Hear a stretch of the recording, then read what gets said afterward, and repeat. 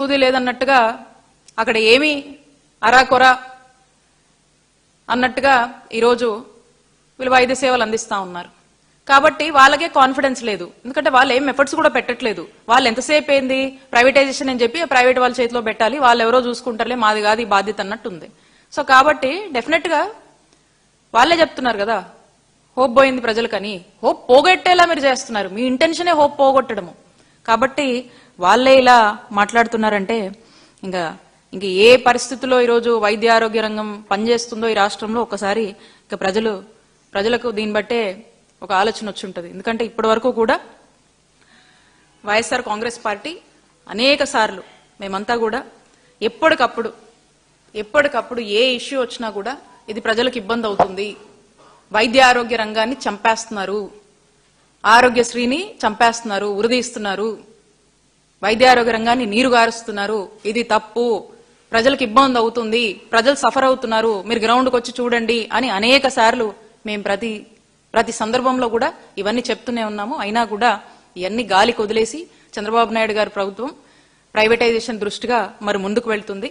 అయితే ఇప్పుడు చూస్తా ఉన్నాము, ఎక్కడైనా కూడా ఒక ప్రజల తీర్పుని గౌరవించని నాయకులకు గాని ఆ పాలకులకు గాని ఏ గతి పడుతుందో చరిత్రలో హిట్లర్ ఉదంతమే ఒక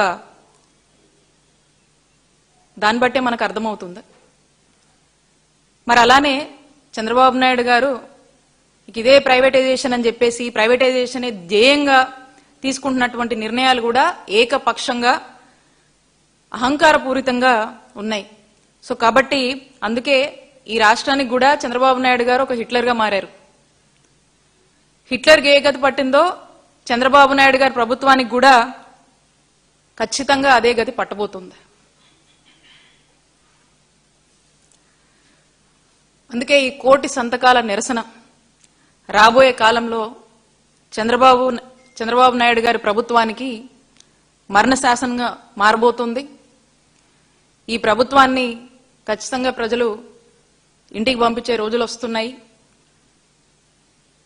అన్నీ అబ్జర్వ్ చేస్తూ వాస్తవాలు తెలుసుకుంటూ చూస్తున్నటువంటి ప్రజలు మా నాయకుడు జగన్మోహన్ రెడ్డి గారిని, మా జగనన్న ప్రభుత్వాన్ని తీసుకురావటం ఖాయం.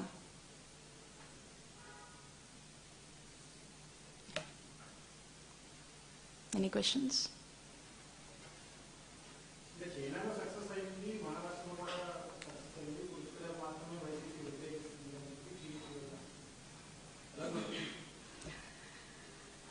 వీళ్ళు ఒక డిసైడ్ అయ్యారు.